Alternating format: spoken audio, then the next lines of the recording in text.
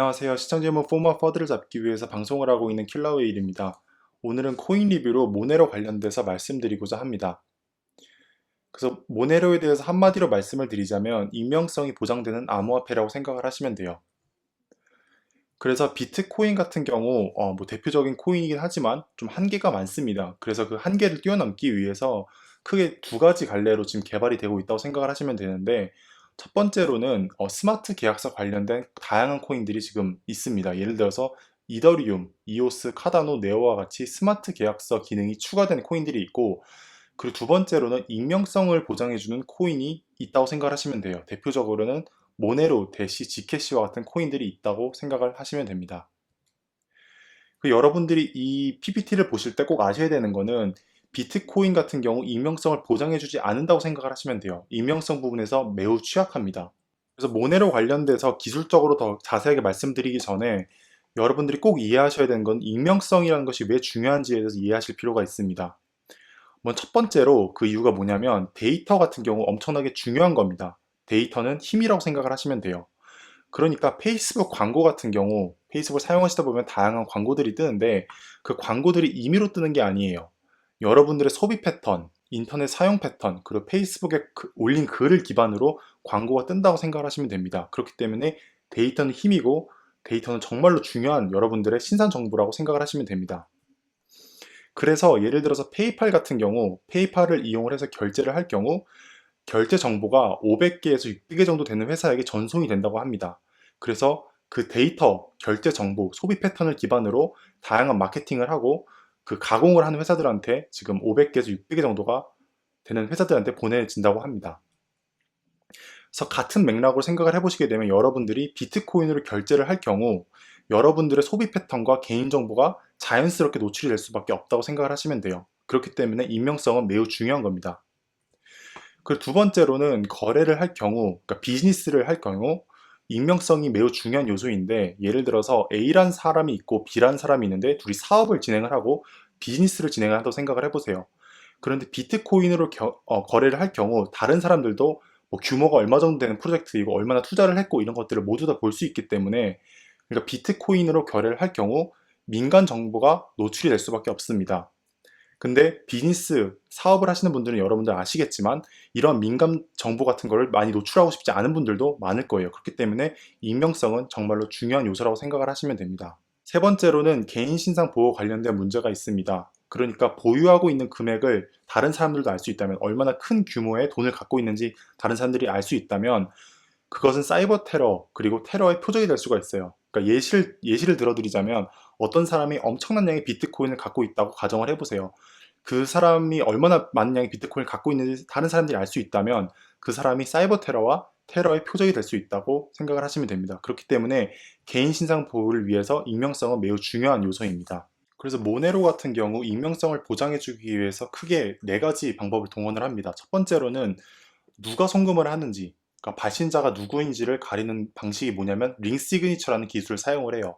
그리고 두 번째로는 얼마나 송금을 하는지, 이 금액을 알 수 없게 만드는 기술이 링시티라는 기술이라고 생각하시면 됩니다. 그리고 세 번째로는 누구에게 송금을 하는지, 수신자가 누구인지 알 수 없게 하는 기술이 스텔스 어드레스라는 기술입니다. 네 번째로는 어디서 송금을 하는지, 그러니까 그 지리학적 위치가 어디인지 알 수 없게 하는 기술이 코브리라는 기술이라고 생각을 하시면 됩니다. 이거에 대해서 하나하나 간략하게 설명을 드릴 텐데, 기술적인 부분이기 때문에 조금 어려우실 거예요. 그렇기 때문에 정말로 간략하게 이해하기 쉽게 설명드리도록 하겠습니다. 그래서 누가 송금했는지, 그러니까 발신자가 누구인지 알 수 없게 만드는 기술이 뭐냐면 링 시그니처라는 기술인데, 이거는 미끼, 디코이를 사용을 해서 누가 송금을 했는지, 누가 보내는지를 알 수 없게 만드는 방식이라고 생각을 하시면 됩니다. 그래서 예를 들어서 밥이란 사람이 있고 앨리스란 사람이 있다고 생각을 해보세요. 그리고 밥이 앨리스한테 지금 돈을 보내야 되는 상황이에요.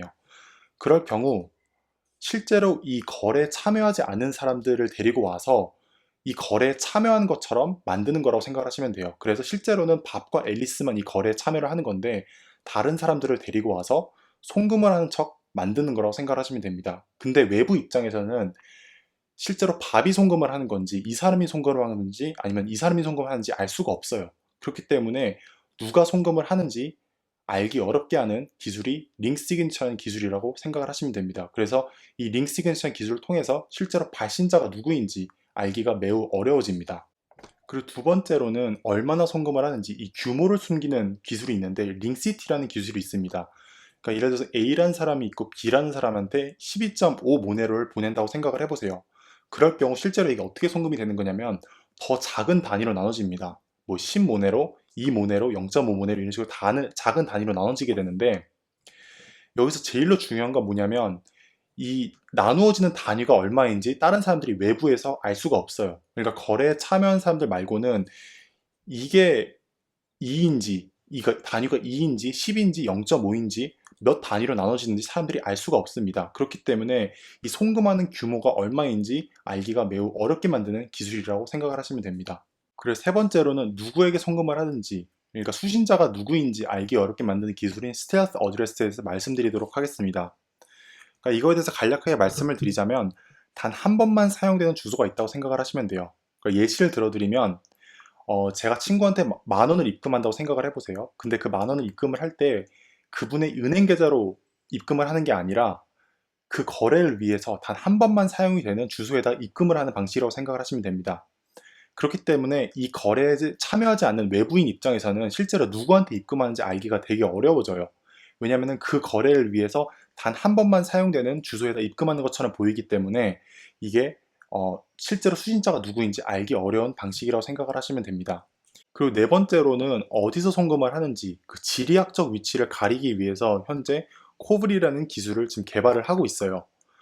그러니까 여러분도 아시겠지만 인터넷을 사용할 경우 IP 주소라는 게 있습니다. 그 IP 주소란 여러분들이 해당 인터넷을 어디에서 사용을 하는지 그 지리학적 위치를 보여주는 주소라고 생각을 하시면 되는데 그 주소조차 지금 숨기기 위해서 코블이라는 기술을 지금 개발을 하고 있습니다. 모네로 투자 가치의 긍정적인 부분에서 말씀드리도록 하겠습니다. 먼저 첫 번째로 그러니까 암호화폐 시장에서 익명성을 보장해 주는 것은 정말 필수적인 요소라고 생각을 하시면 될 것 같아요. 그리고 비트코인 같은 경우 익명성을 많이 보장해 주지 않기 때문에 현재 익명성 보장해 주는 코인에 대한 사회적 요구도 많고 그리고 시간이 지나면 지날수록 이거에 대한 요구가 더 높아지지 않을까라고 생각을 하고 있습니다. 두 번째로는 익명성을 보장해 주는 코인들 중에서 규모가 제일로 크고 그리고 인지도도 매우 높습니다. 그에 비해 전 부정적인 가치에 대해 조금만 더 취증을 해서 말씀을 드리고자 하는데 먼저 첫 번째로는 익명성을 보장해주는 코인에 대한 다양한 정부 규제들이 들어가기 시작을 했어요. 예를 들어서 대표적인 예로는 일본을 들 수 있는데 지금 일본에서 그 모네로, 대시, 지캐시와 같이 익명성을 보장해주는 코인들을 거래하기 어렵게 만드는 지금 규제가 들어가기 시작을 했습니다. 그리고 두 번째로는 지캐시와 대시와 같은 경쟁 상대가 있다는 게 조금 문제예요. 근데 이거는 조금 그 의견이 좀 분분한 부분이긴 하지만 많은 사람들이 지캐시 같은 경우 모네로에 비해서 기술력이 훨씬 더 좋다고 말하는 사람들도 많습니다. 그렇기 때문에 이런 창창한 경쟁 상대가 있다는 것도 문제라고 생각이 듭니다.